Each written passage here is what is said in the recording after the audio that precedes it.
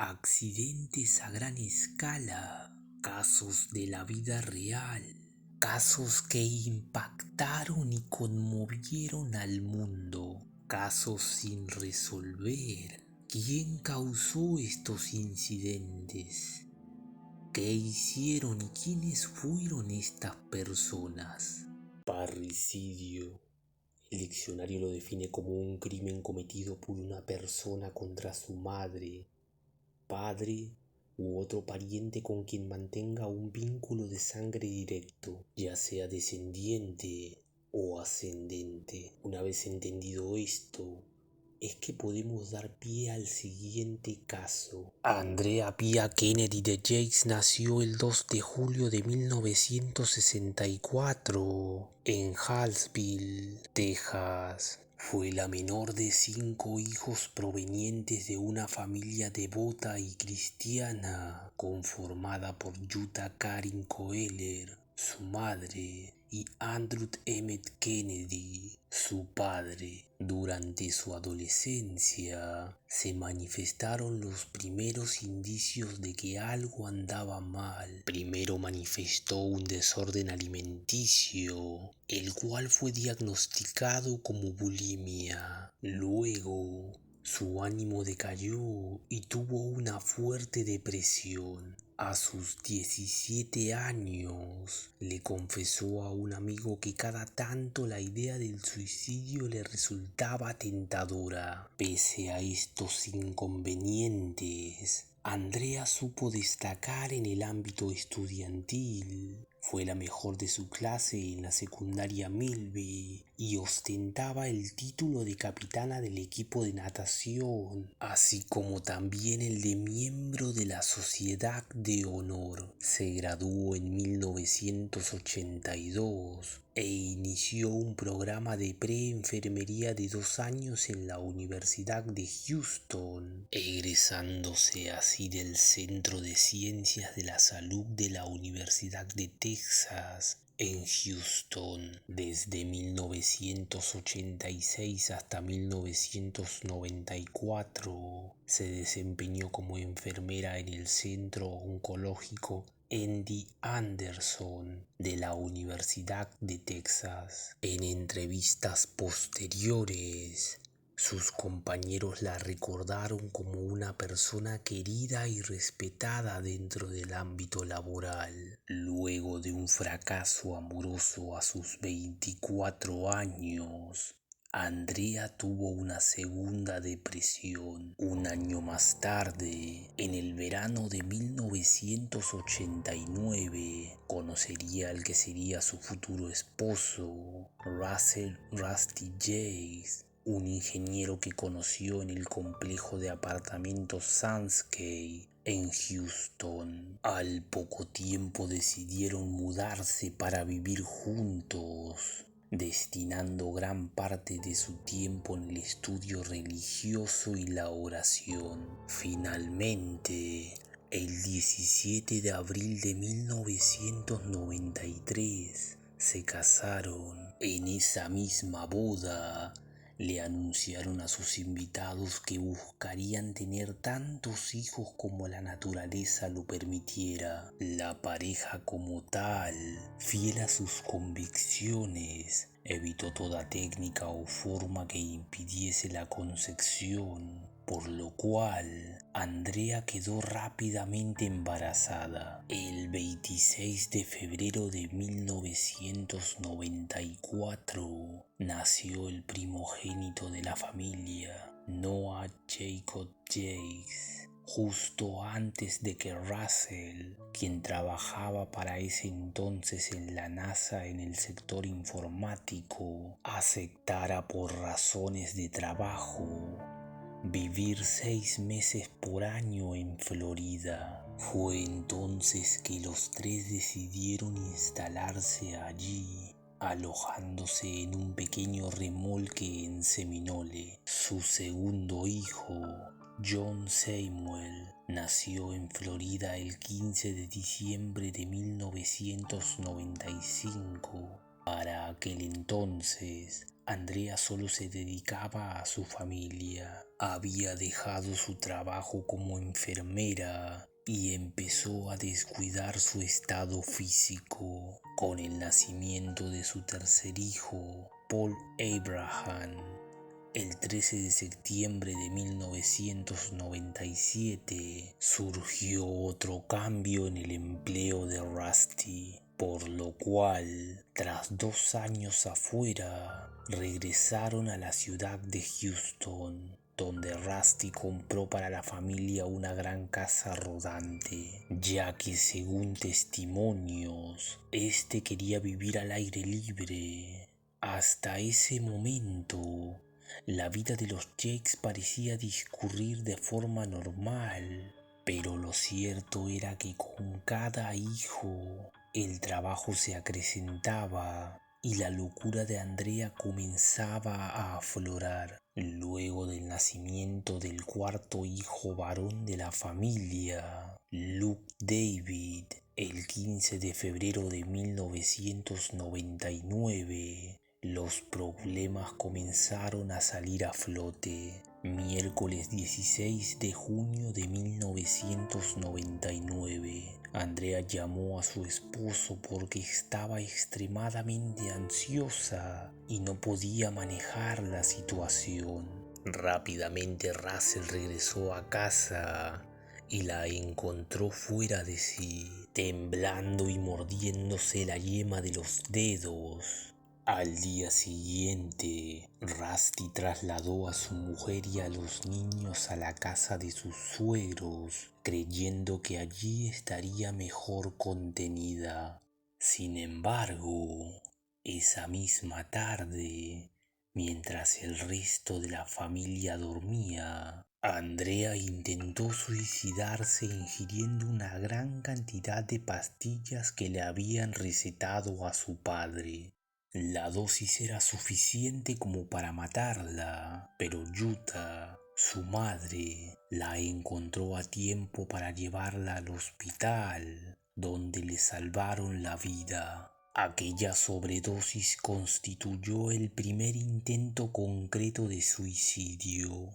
Los desequilibrios anímicos de su adolescencia habían retornado con mayor fuerza, por lo cual fue ingresada en la unidad psiquiátrica del Hospital Metodista, donde le recetaron varios antidepresivos.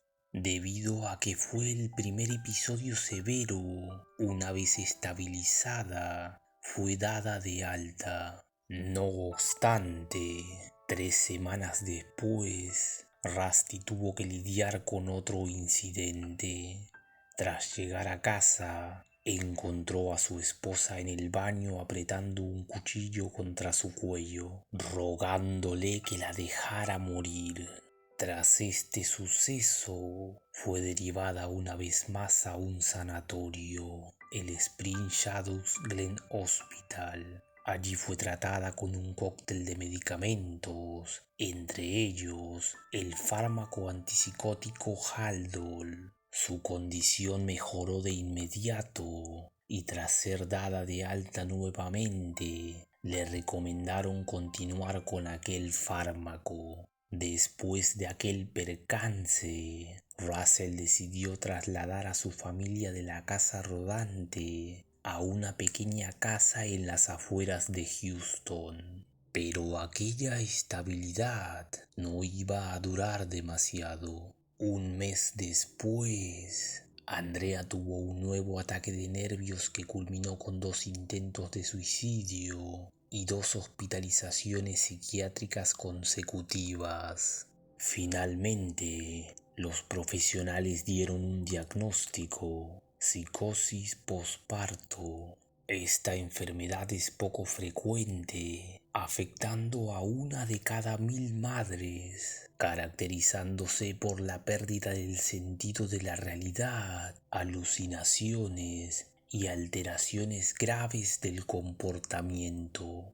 La primera psiquiatra de Andrea, la doctora Eileen Starbranch, declararía más tarde que le había indicado al matrimonio que lo mejor era no tener más hijos, ya que ello le garantizaría a Andrea una futura depresión psicótica. Rusty hizo caso omiso y Andrea no estaba en condiciones para decidir. Asimismo, la religión jugó un papel crucial en la pareja, por lo cual la anticoncepción no era bien vista y este escenario era inevitable. Concibieron a su quinto y último hijo aproximadamente 7 semanas después de ser dada de alta, por lo que en marzo del año 2000 dejó de tomar el fármaco Haldol que tenía recetado.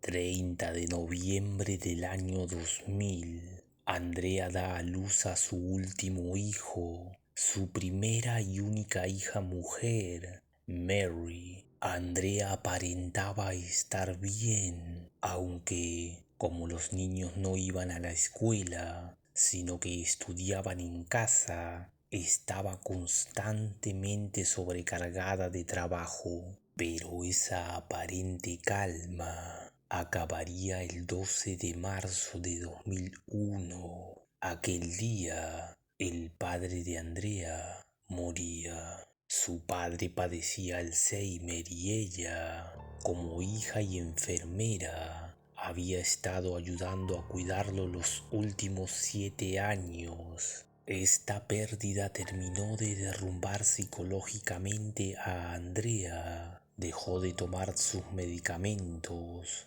de hablar, comer y de beber. Comenzó a autolesionarse y a leer la Biblia de forma obsesiva. Su delirio era tal que también dejó de alimentar a Mary, quedando incapacitada. Sobrevino una nueva internación el 1 de abril del 2001, bajo el cuidado del doctor Mohamed Said, quien la trató y tiempo después la dio de alta. 3 de mayo de 2001, Andrea tuvo una nueva recaída. A mitad de aquel día, llenó la bañera.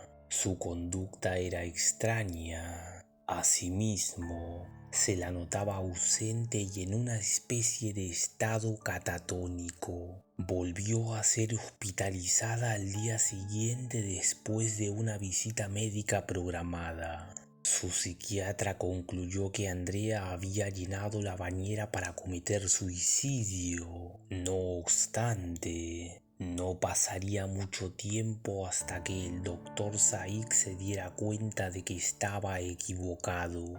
El 22 de mayo de 2001, Andrea sale de la clínica. Más tarde, confesaría que había llenado aquella bañera porque estaba pensando en ahogar a sus hijos. Sin embargo, decidió postergar el asunto.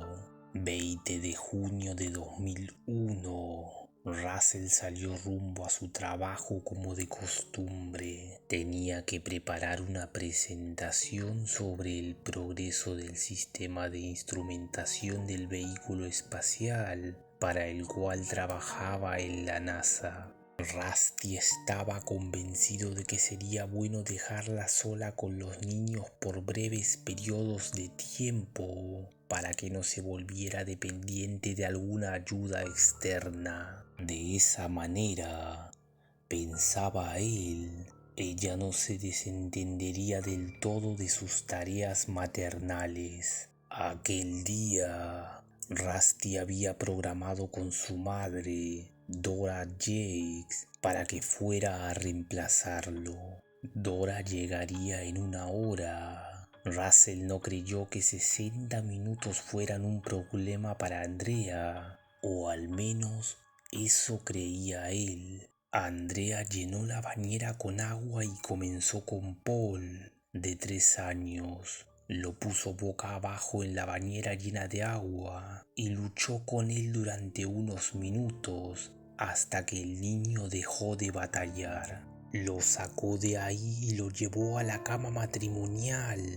Lo acostó boca arriba y lo cubrió con una sábana. Luego llamó a John, de 5 años, para que fuera al baño. Este se resistió. Sin embargo, Andrea logró sumergirlo en la bañera hasta que el pequeño se quedó inmóvil. Asimismo, también fue llevado a la cama donde yacía Paul y lo cubrió con la misma sábana. Una vez que terminó con John, fue a por Luke, de 2 años, y con el mismo modus operandi acabó con su vida. Durante todo ese tiempo, Mary, la más joven entre sus hijos, había estado sentada en su pequeña silla dentro de aquel baño. Andrea la tomó en brazos y la llevó al agua para darle fin a su vida. Una vez que terminó con ella, llamó al primogénito de la pareja, Noah, de 7 años. Él obedeció, entró al baño y vio a su hermana flotando en la bañera. Confrontó a su madre y le dijo: ¿Qué le pasa a Mary? Noah se percató rápidamente de que algo andaba mal y huyó de aquella habitación, aunque sin suerte. Andrea lo alcanzó y mientras éste gritaba, lo arrastró a la fuerza y lo obligó a ingresar en la bañera junto al cuerpo flotante de su hermana, luchando desesperadamente, por lo cual Andrea debió de usar una gran fuerza para hundirlo. En su intento por permanecer con vida, Noah fue capaz de sacar su cabeza del agua para poder respirar. Sin embargo, Andrea lo retuvo y tras 3 minutos de lucha, el último de sus hijos murió. Fue en ese entonces que sacó a Mary del agua y la situó en la cama del matrimonio, dejándola en los brazos de John y Luke, quedando únicamente en el agua el cuerpo de Noah. 9:48 AM. Andrea Jakes llamó al 911 y le dijo a la operadora Sylvia Morris que necesitaba que alguien fuese a su residencia. Aunque no quiso explicarle a la policía sobre los sucesos ocurridos, ante las reiteradas preguntas de la telefonista, Andrea admitió que estaba enferma y que necesitaba ayuda. He aquí la conversación.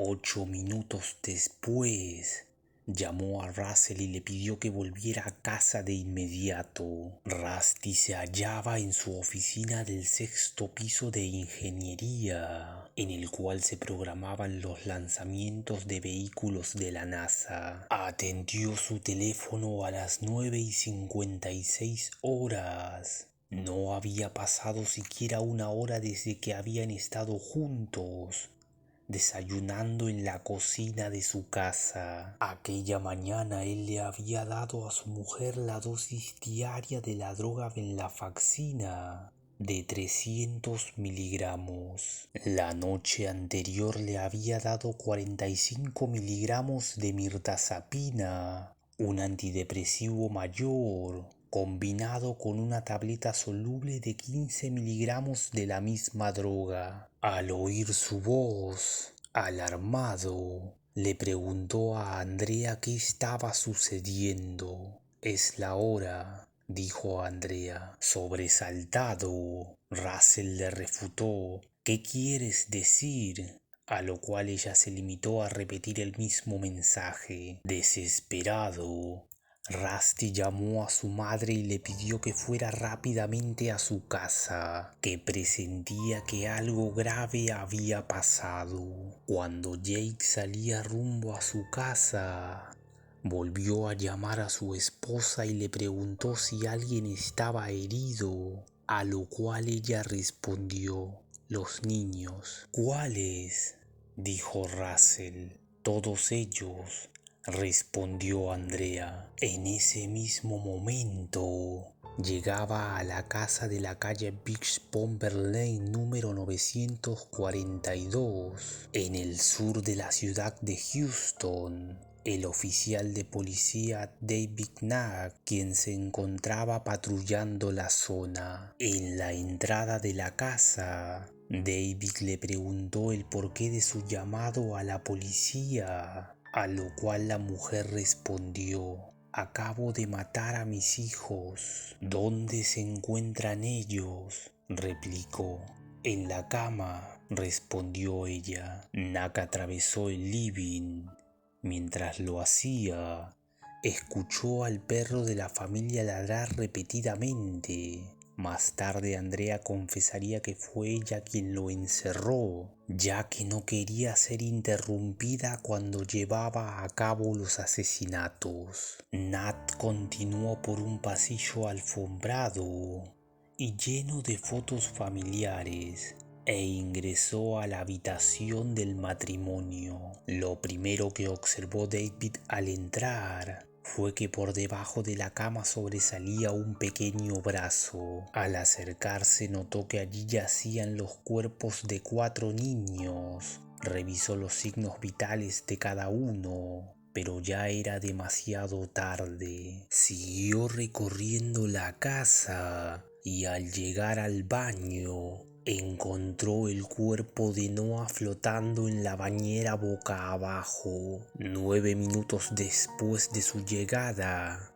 la casa se llenó de policías. Andrea, quien se encontraba sentada en un sillón azul, le daba los datos que Knack le requería. En la mesa de la cocina podían apreciarse aún los restos del desayuno y en el suelo varios juguetes. Un grito se oyó desde afuera de la casa, la cual ya se encontraba precintada por los oficiales. Rusty había llegado a su casa atravesando las cintas amarillas, gritando reiteradamente: «¿Dónde están mis hijos? ¿Qué les hizo a mis niños?». Los oficiales lo retuvieron y le confirmaron lo peor. Russell cayó al suelo mientras lloraba y gritaba, golpeando el césped con sus puños,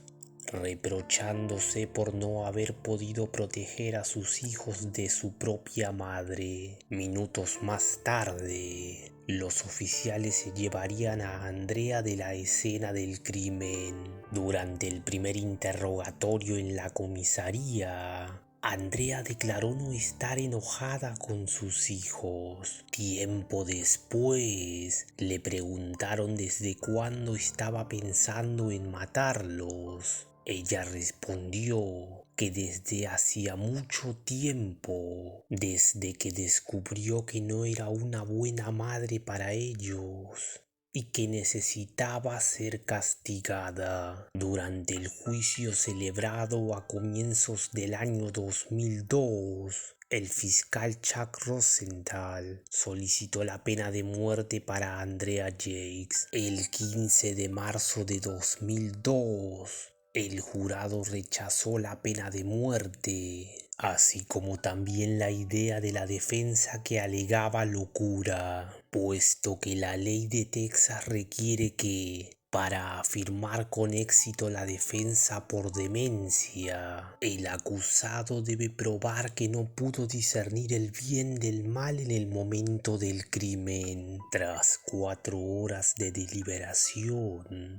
el jurado la encontró culpable de 5 cargos de asesinato en primer grado y la sentenció a cadena perpetua con la posibilidad de pedir la libertad condicional en 2041 a la edad de 77 años, pese a que tanto los psiquiatras como los fiscales del estado de Texas y los abogados defensores de Jakes en que Andrea estaba mentalmente enferma en el momento en el cual mató a sus hijos. El estado de Texas afirmó que ella era lo suficientemente consciente como para juzgar sus acciones como correctas o incorrectas. El 6 de enero de 2005, un tribunal de apelación de Texas revocó la condena y le concedió a Jakes un nuevo juicio, dictaminando que el testimonio del psiquiatra y testigo Park Diex era falso. Diex había testificado que poco antes de los asesinatos se había emitido un episodio de la serie La Ley y el Orden, en el cual una mujer que había ahogado a sus hijos había sido absuelta de asesinato por demencia.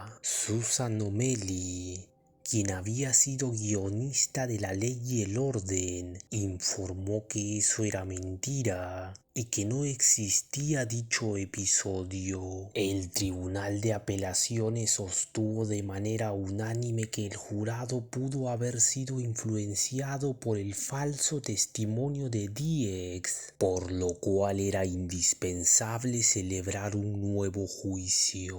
Antes de ser juzgada por segunda vez, Andrea le confesó al doctor Michael Wellner que el día que ahogó a sus hijos había esperado pacientemente que Rusty se fuera a trabajar antes de llenar la bañera, porque sabía que él habría evitado que los lastimara. El 9 de enero de 2006, ella se declaró inocente una vez más alegando demencia, y el 1 de febrero de 2006 se le concedió la libertad bajo fianza, con la condición de que fuera admitida en un centro de tratamiento de salud mental. Finalmente, el 26 de julio de 2006, tras 3 días de deliberaciones, Andrea Jakes fue declarada no culpable por demencia, según lo definido por el estado de Texas. Posteriormente,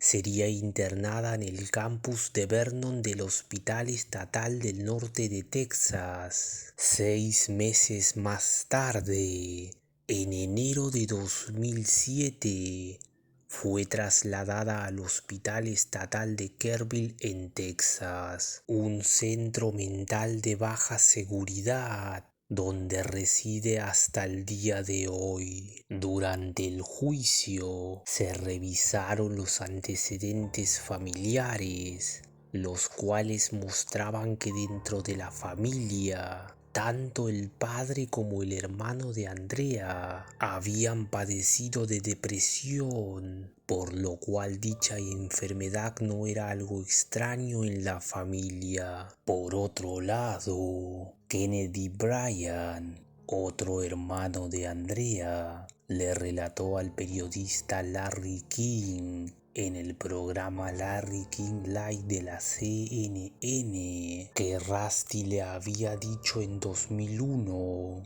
que todas las personas deprimidas necesitaban una patada en el trasero para ser motivadas. La madre de Andrea expresó haber tenido inquietudes porque notaba que Andrea no estaba lo suficientemente estable como para cuidar a sus nietos, sobre todo luego de haber presenciado en una ocasión cómo Andrea casi había ahogado a Mary, la bebé, al alimentarla con comida sólida. Ella estaba convencida de que su yerno Rusty compartía alguna responsabilidad en la tragedia. Sin embargo, embargo, Yuta admitió no haber pensado jamás que su hija podía llegar a matar a los chicos, pero que se daba cuenta de que no debían dejarla sola con ellos. Muchos se lo dijeron a Rusty, que notaban que ella estaba en una espiral sin control. ¿Cuánta gente debería decírselo para que lo tuviera en cuenta?, sentenció Yuta. Por otro lado, el doctor Said alegó no saber que Andrea no era supervisada constantemente, siendo que éste le insistió a la familia que no dejase a Andrea sin largos periodos de supervisión.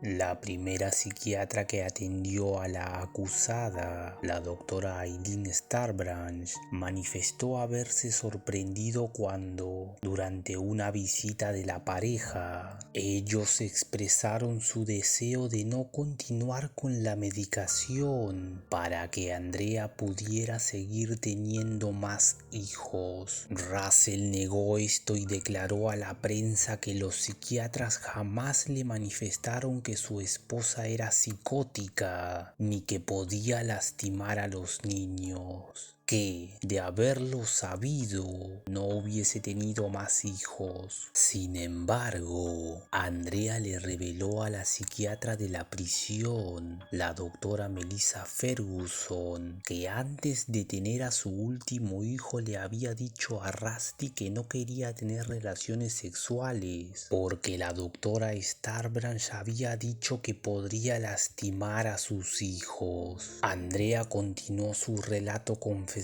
que Rusty no le había hecho caso y decidió seguir adelante con sus creencias religiosas, convenciéndola de que ella podía cuidarlos, ya que era una buena madre. Sobre estos dichos, la familia de Andrea confesó que Rusty no era consciente de los riesgos, por lo cual no tomaba en serio los problemas de Andrea. Según las hipótesis presentadas en la corte, Rusty siguió teniendo la fantasía de seguir teniendo más hijos con su mujer. Creía que, si ella era tratada con éxito en un centro psiquiátrico y tomaba sus medicamentos, podrían hacerlo. Asimismo, también se habría cruzado por su mente la idea de una maternidad subrogada o una adopción, siendo estas posibles soluciones para su destrozada familia. Estos planteamientos horrorizaron a la familia, los abogados y los psiquiatras. Sin embargo,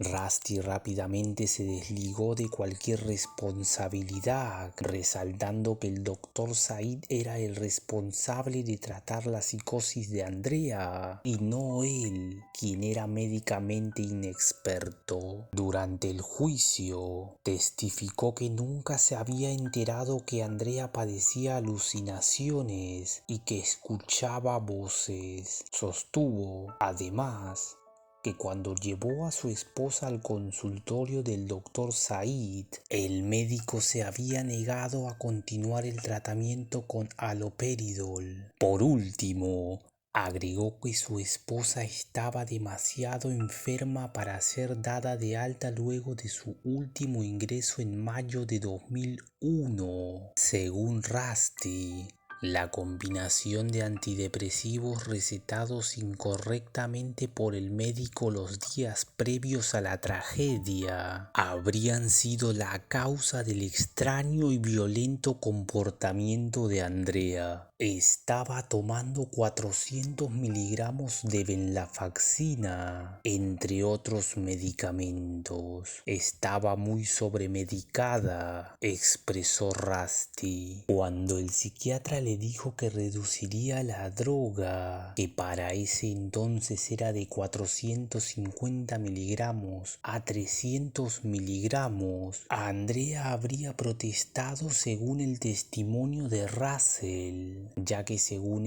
Andrea habría investigado que dicho antidepresivo no debería reducirse en más de 75 miligramos en tan poco tiempo. Según la doctora Moira Dolan, la idea homicida estaba en la etiqueta de advertencia del medicamento antidepresivo que tomaba Andrea como un efecto adverso. Dolan, que revisó el historial médico de Andrea a pedido de Rusty luego del primer juicio, sostuvo: Andrea había recibido venlafaxina en dosis variables desde poco después de su primer intento de suicidio en 1999, y siguió explicando que un mes antes de asesinar a sus hijos, su dosis diaria había aumentado a 450 miligramos, el doble de la dosis máxima recomendada. La doctora Lucy Puriar, quien conformó parte de la defensa, dijo que respecto a la administración de antidepresivos, que las dosis prescritas por el Dr. Saik no eran infrecuentes en la práctica y que no tenían nada que ver con su psicosis. Sugirió más bien que su psicosis fue el resultado de que su médico había eliminado el haloperidol 2 semanas antes. Michael Woroniecki. Con el caso en la boca de todos, los medios de comunicación alegaron que Michael Woroniecki,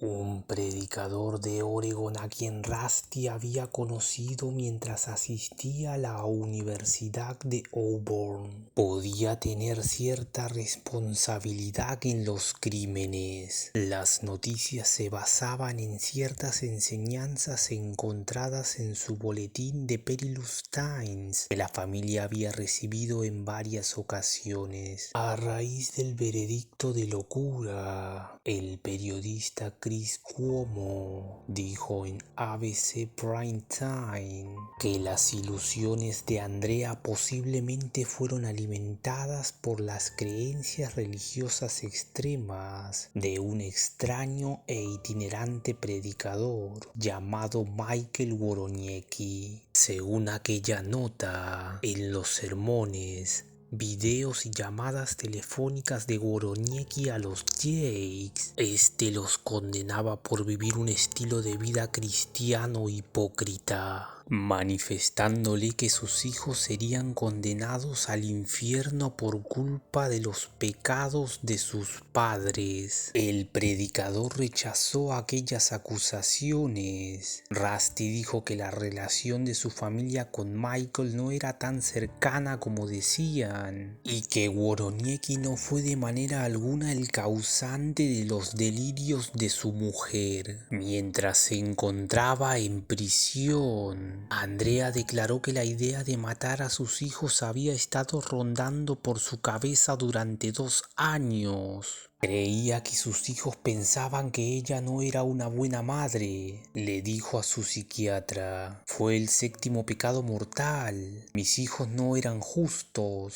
Tropezaron porque yo era malvada. Por la forma en que los criaba, nunca podrían salvarse. Estaban condenados a perecer en el fuego del infierno. También afirmó que Satanás había influido en sus hijos y los había hecho desobedientes. Afirmó que luego de ahogarlos, sus hijos irían al paraíso. Luego del último veredicto, Andrea escribió una carta para su familia hablando sobre sus hijos. Su madre la leyó a los medios. Noah fue mi primer hijo.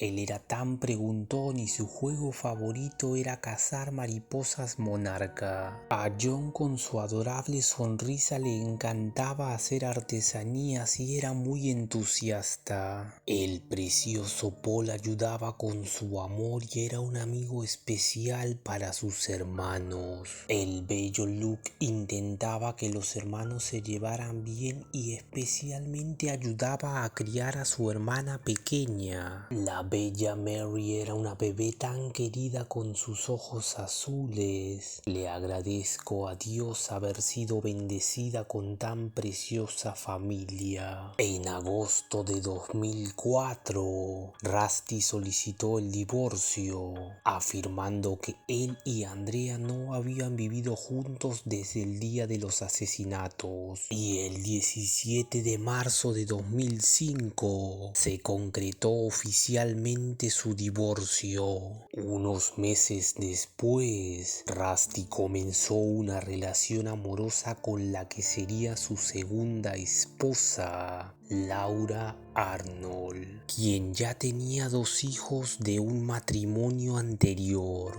El 25 de marzo de 2006, Rusty se casó con Laura en la iglesia de Cristo de Clear Lake, al sur de Houston, en una ceremonia privada a la cual asistieron 100 personas. 2 años más tarde, el cual tiene 14 años actualmente.